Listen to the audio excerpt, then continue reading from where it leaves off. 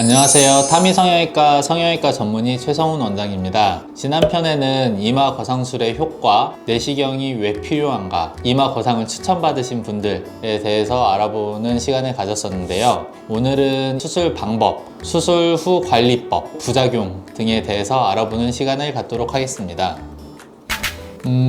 일단 제가 수술이 끝나고 나면 환자분은 붕대를 감게 돼요, 이마에. TV에서 많이 보셨던 것처럼 이마를 칭칭 이제 감게 되는데, 혹시라도 피가 차지 말라고 감아 놓는 거거든요.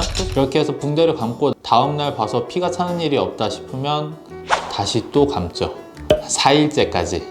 근데 이제 너무 그게 불편하시는 분들은 위험성에 대해서 설명을 드리고 풀러드리기는 해요. 피가 차는 일은 저는 아직까지 한 번도 겪어보지 않았는데, 분명히 박리를 하고 하면서 찢어진 혈관이 있으면 거기에서 피가 날 수가 있다 보니까 그걸 미리 방지하려고 붕대를 감는다고 생각하시면 되시고, 그 붕대는 보통 정말 힘들어 하시는 분 아니면은 저는 4일째까지는 감아놓자 주의인데, 환자들을 이길 수가 없어서 하루 만에 푸시는 분들도 있으세요.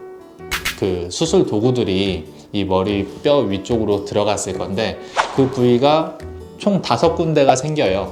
두피에 대략 한 1.5cm에서 2cm 정도 부분이 있는데, 그걸 이제 수술용 스테플러로 이렇게 박아 놓게 돼요. 꼬매는 게 더 좋다고 하시는 분들도 있고, 그리고 스테플러로 박아 놓으면 왠지 성의 없어 보이고 를 생각하시는 분들도 있는데, 실제로 스테플러를 했을 때 조금 더 탈모나 이런 게 발생할 확률이 적다고 해서 그걸 사용한다고 알고 계시면 되겠습니다. 그 스테플러를 10일째 보통 풀거든요. 그거 외에는 수술 후 특별한 관리는 없습니다.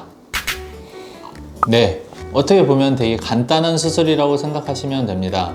일단 수술 방법을 좀 설명드리자면, 보통 이마 뼈가 있겠죠? 그 이마 뼈 위에서 뼈와 살을 분리하는 거죠. 분리해서 이렇게 당겨서 이렇게 걸어주는 거예요. 그럴 때 필요한 게 이제 엔도타인이라는, 뭐 실로 하시는 선생님들도 있는데 저는 엔도타인을 이용합니다. 그게 끝이에요. 추가적으로 미간 근육을 조금 박리해서 이제 이렇게 인상 쓰는 거 좀 줄여주고 하는 수술이라고 생각하시면 됩니다.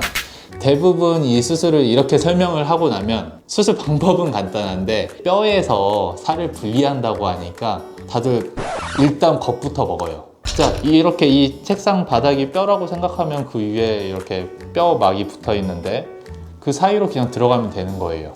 여기 분리하는 거는 너무나도 쉬운 수술인 거예요. 근데 무섭게 생각을 하니까 이게 되게 큰 수술처럼 보이시는 거거든요. 그리고 또 하나는 병원마다 다른데, 수면 마취로도 충분히 가능하고요. 꼭 전신 마취를 해야 되는 수술도 아니기 때문에 간단한 수술이라고 생각하시면 됩니다.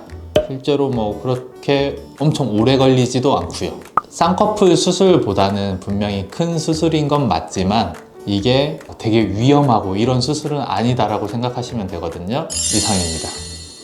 이 신경 자체가 매우 약한 구조물이기 때문에 살짝 부딪히거나 조금만 늘어나도 제 기능을 잃어요. 잠깐 기억을 잃듯이 살짝 잃었다가 다시 회복이 되는데, 그 회복되는 과정에서 바늘에 콕콕 찌르는 것 같다, 아니면 찌릿찌릿하다, 간지럽다, 아니면 벌레가 기어다니는 것 같다, 이런 식의 부작용이 생길 수가, 부작용은 아니죠. 그냥 일반적인 회복 과정에서 나타날 수 있는 건데, 그런 것들이 좀 있으실 수가 있고요.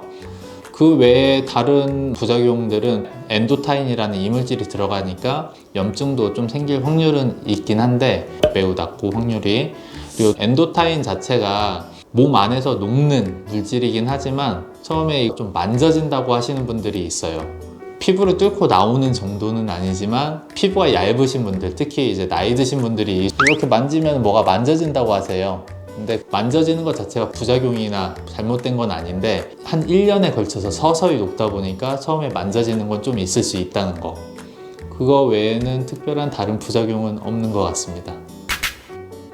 저는 겪어보지 않아서 잘 모르겠지만, 일단은 생길 수 있는 건, 피가 차다 보면 사람 피는 몸 안에서 나서 바로 흡수될 정도가 아니면 굳게 되거든요. 피가 굳으면서 그냥 단순 붓기와는 다르게 뭔가 이마 뼈나 어딘가에 불룩한 게 생길 거예요. 통증도 더 심할 거고. 그러면 이제 그 피를 좀 빼내주는 게 회복이 빨라집니다.